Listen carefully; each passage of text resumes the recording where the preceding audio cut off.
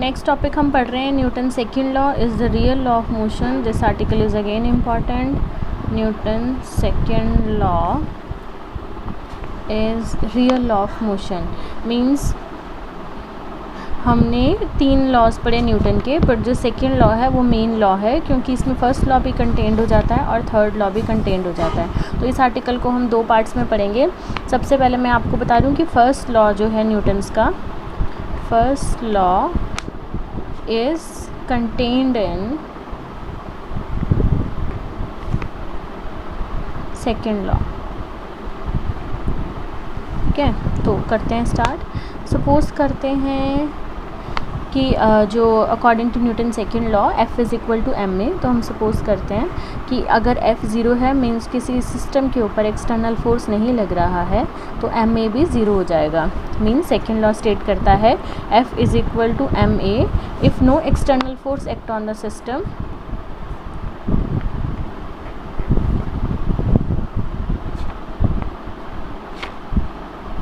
अगर बाहर से कोई फोर्स नहीं लग रही है तो एक्सटर्नल फोर्स ज़ीरो. अगर F is equal to zero है तो from first equation m a is also equal to zero, but mass जो है वो ज़ीरो नहीं हो सकता. So acceleration is equal to zero. अगर एक्सेलरेशन ज़ीरो हो जाती है किसी सिस्टम की तो इसका मीनिंग क्या है कि बॉडी रेस्ट पे है तो वो रेस्ट पे रहेगी. अगर यूनिफॉर्म वेलोसिटी से मूव कर रही है तो वो सेम वेलोसिटी से मूव करती जाएगी जब तक उसके ऊपर एक्सटर्नल फोर्स नहीं लगेगी. This is the statement of Newton first law. Means अगर एक्सटर्नल फोर्स ज़ीरो है तो बॉडी की एक्सेलरेशन ज़ीरो है. एक्सेलरेशन ज़ीरो का मतलब जो वेलोसिटी की चेंज है वो कांस्टेंट हो गई, वेलोसिटी की चेंज नहीं हो रही है. मीन्स अगर बॉडी रेस्ट पे है तो वो रेस्ट पे ही रहना चाहेगी. अगर बॉडी यूनिफॉर्म मोशन में है तो बॉडी यूनिफॉर्म मोशन में ही रहना चाहेगी अनटिल और unless external force act on it, which is the statement of Newton's first law. So first law is contained in the second law. Fine. Second हम पढ़ रहे हैं कि third law is contained in second law. Third law is contained in second law. तो इसके लिए हम पढ़ते हैं कि एक बॉडी जो है वो सेकंड बॉडी पे फोर्स लगा रही है. तो मीन्स हमने एक आइसोलेटेड सिस्टम कंसिडर किया. आइसोलेटेड सिस्टम वो सिस्टम होता है जिसमें एक्सटर्नल फोर्स F एक्सटर्नल जो है वो ज़ीरो है. मीन्स बाहर से कोई फोर्स नहीं लग रहा तो उसे बोलते हैं आइसोलेटेड सिस्टम. तो आइसोलेटेड सिस्टम में हमने 2 बॉडीज़ कंसिडर की 1 and 2. फिर हम ये बोल रहे हैं कि लेट करते हैं F12 is the force act on the first body. 1 मतलब फोर्स लग रहा है, force act on first body, और लगा कौन सी बॉडी रही है, ड्यू टू सेकंड बॉडी. ठीक है, जैसे ये सपोज़ एक टेबल है, टेबल के ऊपर एक और टेबल पड़ा है, ये फर्स्ट बॉडी और ये सेकंड बॉडी. तो सेकंड बॉडी फर्स्ट के ऊपर फोर्स लगाएगी तो उसे हम बोलते हैं F12. फाइन. और F21 क्या होता है, फोर्स एक्ट अगर हो रहा है सेकंड बॉडी पे, force act on second body due to first, तो वो हो गया F21. ऐसे ही हमने बोला जो rate of change of momentum है dp1/dt, ये है rate of change of momentum of body 1, rate of change of momentum of body 1, and dp2/dt is the rate of change of momentum of body 2. ठीक.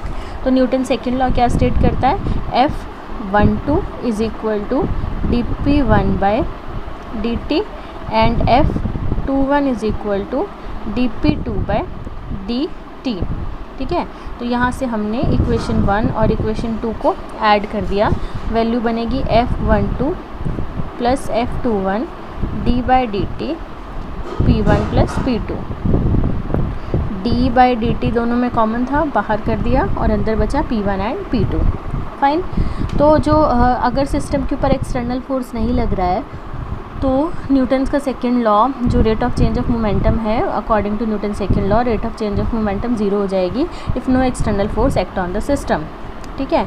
तो हमने ये जो है step d/dt p1 plus p2 इसे हमने ज़ीरो कर दिया. मीन्स अगर सिस्टम के ऊपर कोई एक्सटर्नल फोर्स नहीं लग रहा then according to Newton second law of motion rate of change of momentum of the system is zero. तो अगर ये टर्म ज़ीरो हो गई तो यहाँ से चेक कीजिए F12 प्लस F21 भी क्या हो जाएगा, zero. F12 is equal to minus F21. This is the statement of Newton's third law. means to each and every action there is equal and opposite reaction, which is the statement of Newton's third law. Hence third law is contained in the second law. So first law is contained in the Newton's second law, and third law is also contained in the Newton's second law. Therefore Newton's second law is the real law of motion. Fine. Next हम पढ़ रहे हैं conservation of linear momentum. तो start करते हैं. Linear momentum का मैंने आपको पढ़ाया था कि क्या होता है. Quantity of motion contained in a body is called linear momentum. It is represented by p and p is equal to m v. आज हम उसकी कंजर्वेशन पढ़ रहे हैं लीनियर मोमेंटम की. ठीक है. तो ये जो कंजर्वेशन है लीनियर मोमेंटम की, ये स्टेट करता है कि आइसोलेटेड सिस्टम के लिए, आइसोलेटेड सिस्टम मैंने अभी आपको बताया जिसमें external force F external is 0. ठीक है. For an isolated system total linear momentum remains constant.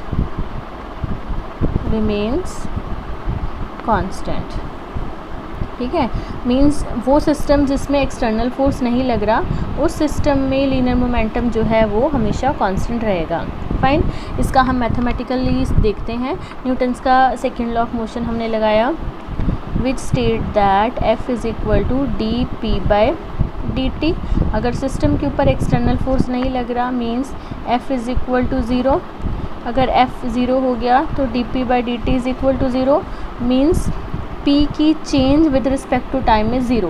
P with respect to time change नहीं हो रहा. तो अगर P की change with respect to time 0 है तो P क्या हो गया, कांस्टेंट. ठीक. मीन्स अगर सिस्टम एक्सटर्नल फोर्स 0 है तो एंगुलर जो लीनियर मोमेंटम है उस सिस्टम का हमेशा कांस्टेंट रहेगा या फिर कंजर्व रहेगा. फाइन.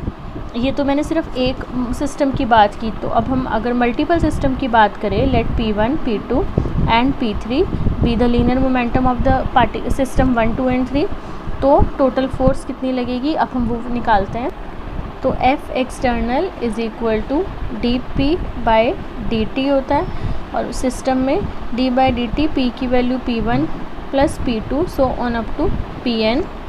अगर F external is 0 so d by d t P1 plus P2 plus P3, ये सारा हो गया 0. मीन्स इसकी change with respect to time 0 है, तो P1 P2 plus P3 is equal to constant हो गया. ठीक. तो वही ये P कांस्टेंट मैंने पहले एक सिस्टम के लिए प्रूफ किया था, ये जो है ये मल्टीपल के लिए हो गया.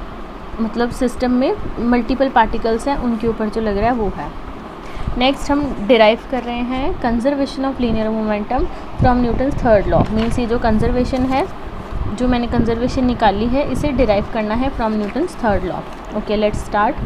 तो आर्टिकल का नाम है derivation of law of conservation of linear momentum. किससे निकाल रहे हैं? From Newton's third law. From Newton's third law means third law use करके हमें कंजर्वेशन ऑफ लीनियर मोमेंटम को प्रूफ करना है. तो उसके लिए हमने दो बॉडीज़ कंसिडर की, एक A और एक B. इसका मास m1, इसका मास m2. ये मूव कर रही है u1 वेलोसिटी से, B मूव कर रही है u2. ठीक है. कुछ टाइम बाद ये बॉडीज़ दोनों कोलाइड कर गई. मीन्स u1 वाली बॉडी ने u2 वाली बॉडी से स्ट्राइक किया. सॉरी, दिस m1 वाली बॉडी ने m2 वाली बॉडी से स्ट्राइक किया, और ये दोनों टकराने के बाद इस पे इधर फोर्स लगी AB, मतलब B ने लगाई A पे, और इस पे लगी FBA. फोर्स लगी B पे, लगाई A ने. ये है ड्यूरिंग कोलिजन मतलब टकराना. तो ये जो स्टेट है ये टकराने वाली है, और ये बिफोर कोलिजन था. दोनों अपनी अपनी अलग अलग वेलोसिटी से मूव कर रहे थे. So this situation is before collision. अब ये कोलाइड करने के बाद फिर से अलग अलग वेलोसिटी से मूव करने लग गई balls. v1 velocity final, v2 velocity final. This is A, this is B. This is the situation after collision. पहले इनिशियल वेलोसिटी थी u1 u2, फिर दोनों की जब कोलिजन हो गया फाइनल वेलोसिटी बन गई v1 एंड v2. फाइन. तो अब हम निकाल रहे हैं जो कोलिजन है उसके लिए स्टेप करते हैं टोटल मोमेंटम, पूरे सिस्टम का momentum before collision. Before collision कितना मोमेंटम होगा, linear momentum of the body A before collision, मतलब ए का बिफोर कोलिजन और बी का बिफोर कोलिजन। मोमेंटम पी का फॉर्मूला होता है mv। तो हमने बिफोर कोलिजन निकालना है, उसमें इनिशियल वेलोसिटी u थी, ए बॉडी की m1 u1 और इस बॉडी की b की m2 इंटू u2, ये बिफोर कोलिजन हो गई। अब टोटल मोमेंटम निकालनी है आफ्टर कोलिजन। आफ्टर कोलिजन में ये वाला स्टेप, इसका मास m1, velocity v1, m2 into v2, तो वैल्यू बन गई m1 v1 plus m2 v2। This is the momentum after collision, m1 v1 plus m2 v2। ठीक है, अब हम देखते हैं चेंज इन मोमेंटम। मोमेंटम में चेंज कितना आया फर्स्ट बॉडी के लिए। चेंज इन मोमेंटम मैं ए के लिए निकाल रही हूँ।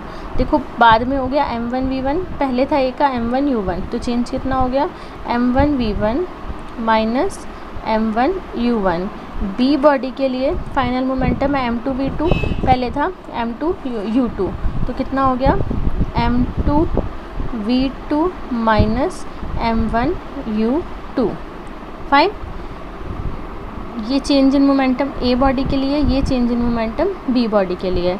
अब देखिए न्यूटन्स थर्ड लॉ लगाएंगे, क्योंकि हम ये न्यूटन्स थर्ड लॉ से प्रूव कर रहे हैं। तो according to Newton's third law F12 is equal to minus F21 means FAB is equal to minus FBA, ये हमने पढ़ा हुआ है। तो अब हम लेट कर रहे हैं डेल्टा टी टाइम में कोलिजन हुई, मीन्स जब कोलिजन हुई तो डेल्टा टी टाइम लगा और इम्पल्स कितनी ट्रांसफ़र हुई, या इम्पल्सिव फोर्सेस ए पे कितने लग रहे हैं FAB delta T. Force into time को इम्पल्स बोलते हैं। तो डेल्टा टी टाइम में कोलिजन हुआ तो उसे लिख दिया FAB into delta T. Impulse का मतलब होता है कि वो जो फोर्स है उसका इम्पैक्ट कितनी देर के लिए है। तो मैंने डेल्टा टी टाइम लेट कर लिया कि जो फोर्स है वो डेल्टा टी टाइम में एक्ट कर रहा है कोलिजन के दौरान, तो AB इतना हो गया। सिमिलरली इम्पल्सिव फोर्स जो है वो B पे कितना लग रहा है FBA इंटू डेल्टा टी। ये इम्पल्सिव फोर्स था ए पे, ये इम्पल्सिव फोर्स है बी पे। ठीक, अब जो इम्पल्स होता है ना वो होता है चेंज इन मोमेंटम, ये मैं आपको पढ़ाऊँगी आगे। Impulse is equal to change in momentum. तो ये इम्पल्स है FAB डेल्टा टी और change in momentum A body का कितना है m1 v1 minus m1 u1। B के लिए निकालते हैं FBA into delta t is equal to m1 v2 minus m1 u2। ठीक है, अब ये दोनों इक्वल और ऑपोजिट हैं, मींस इसको यहाँ पे सब्सटीट्यूट कर रहे हैं, इन दोनों को इसमें सब्सटीट्यूट कर रहे हैं। ए बी की जगह ये वैल्यू पुट करेंगे, वैल्यू क्या बनेगी m2 v2 minus m1 u2 is equal to minus of m1 v1 minus m1 u1। और डेल्टा टी तो कैंसिल हो जाएंगे, तो इनको रीअरेंज कर लेते हैं। m2 v2, ये वाली term m2 v2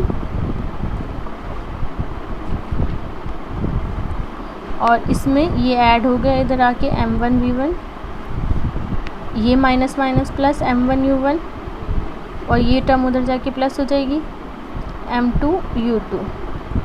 so this is the principle of conservation of linear momentum. मतलब मोमेंटम बिफोर कोलिजन कितना था m1 u1 plus m2 u2 is equal to momentum after collision m1 v1 plus m2 v2। Means isolated system के लिए जो momentum है, पहले जो जितना मोमेंटम था बाद में कोलिजन होने के बाद भी उतना ही मोमेंटम रहा। Means m1 u1 plus m2 u2 is equal to m1 v1 plus m2 v2। This is the law of conservation of linear momentum. Momentum before collision is equal to momentum after collision. This is law of conservation of linear momentum. ठीक है, next हम इसकी example देखेंगे next video में। Thank you.